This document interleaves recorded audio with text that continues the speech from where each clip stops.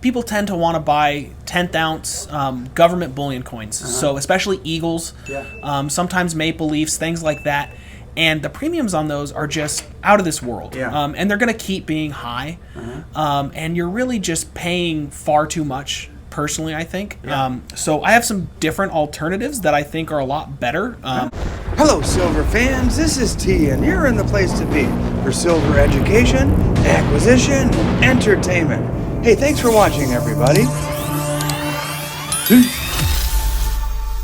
You know, it's always a pleasure to head up to Chi-Town to visit my buddy Russ at his coin shop, Harlan J. Berk, in downtown Chicago. If you enjoy coin shop videos, hey guys, I make a bunch of them. Be sure to hit that subscribe button, and if you enjoy the effort and the content, hit the like as well. And while you're at it, hit the bell notification for a heads up on my next video release.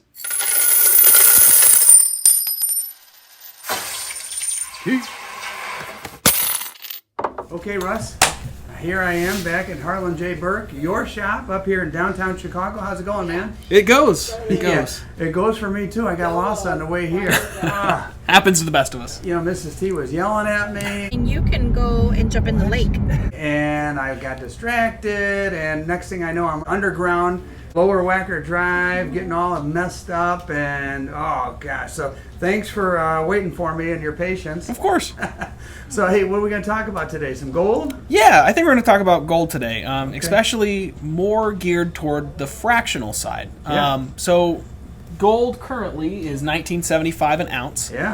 But you know, within the last week, we've seen it hit $2,000. So that's spurred a lot of people to come into the shop, and you know, they want to buy gold, but they don't, you know, maybe they can't afford an ounce, and so, you know, they think maybe fractional is the way to go. That's kind of the category I fall under. I honestly, I don't have the patience to put money in an envelope and just save it and buy an ounce at a time. When I have a little extra cash and to deviate a little bit and diversify from silver, I'm a fractional gold guy. So. Sure. Yeah, so really I just think that this is a good illustration of alternatives to kind of what people tend to want to buy. So people tend to want to buy 10th ounce government bullion coins. So especially Eagles, sometimes Maple Leafs, things like that.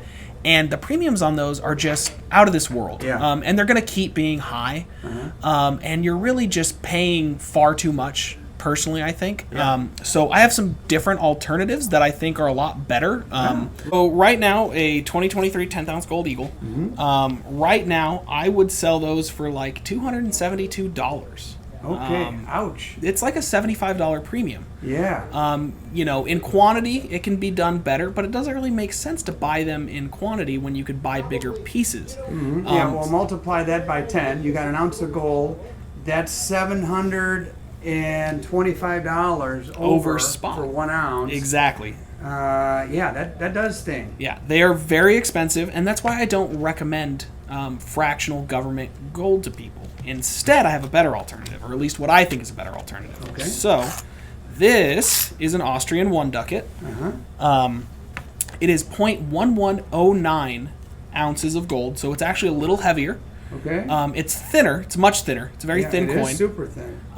But so these were restruck in the 50s, 60s, and 70s. They will have a date of something like 1915. And basically it was a way for other countries to sell gold to Americans, because until 1972, Americans could not own gold as bullion. That started in 1933 under FDR and his executive order. They have older dates, but they're not actually older.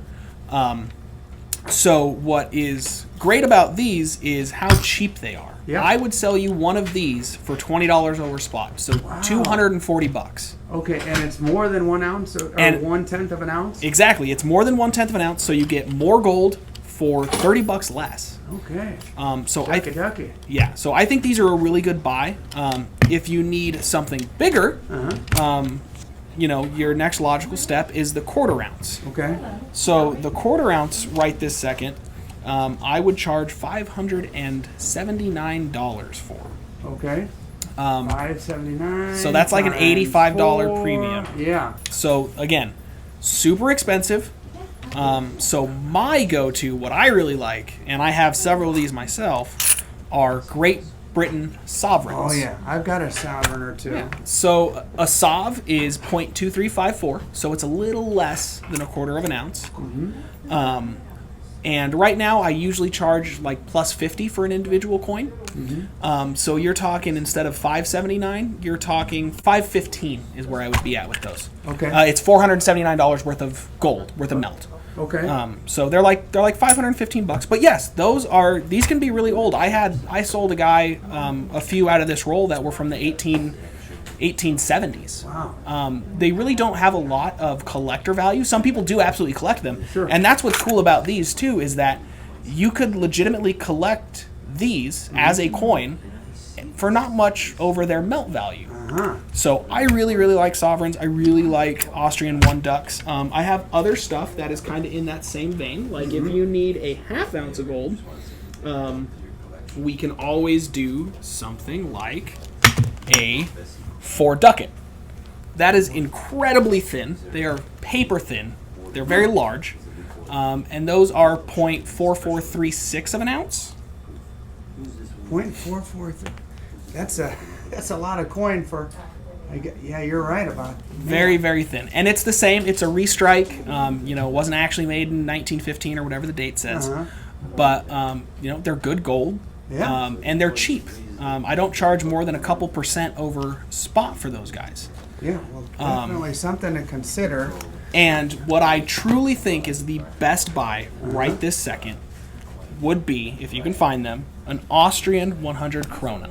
Okay. That is 0.98 of an ounce. I like the thickness here. Yes, they're very thick, very hardy. And like I said, they're 0.98 of an ounce, so they melt for $19.35 right now. Okay. And I would charge probably about $40 or $45 over spot for that guy. Wow. Well, certainly some considerations there. Let me ask you this. How about on the other end, selling it?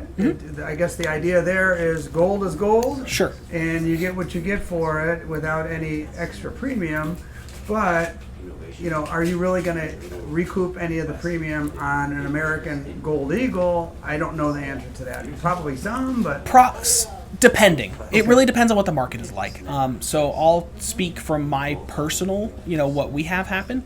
A lot of times I get saturated with eagles, so I can't pay a huge premium on them. Yeah. But generally the rule of thumb here is I will never pay under spot for an eagle. I'll usually pay between spot and $20 or $30 over. Okay. On some of this foreign stuff, I'll pay below, maybe a couple % below. Okay.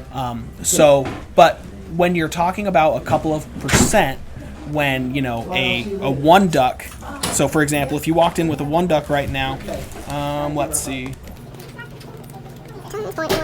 melts for $196, I would probably pay you somewhere around $185 for it. So not bad. So not bad, as opposed to a 10th ounce gold eagle. Right now I'd probably only pay you spot. So I'd only pay you like $196. So you're not recouping that premium in a big way. You're not recouping that premium in a big way. And so that's why I really, really prefer the cheapest gold you can buy. Yeah. It makes so much more sense because gold has to go on a rocket ship for some of this stuff. Yeah. So. Well, hey, I appreciate the wisdom you're sharing with me and my viewers. And so, hey, thanks a lot, partner. Always. Now, before I show you what I purchased at Harlan J. Berk with Russ, a special thank you goes to my channel members, especially my newest, Roaming with Roman. And thank you for watching. Now, let me show you. Hey, that's not gold there. That's a piece of Chicago history, a little exonumia. I learned about it at this visit to the shop, and I kind of got sidetracked by this Chicago World's Fair piece from 1893. I also picked up a little love token for my mom's key ring. Hey, those are my dad's initials. And no gold this time. It wasn't in the budget. Maybe next time. For now, thank you so much for watching. I have another video or two ready for you to see. They're queued up right here. 2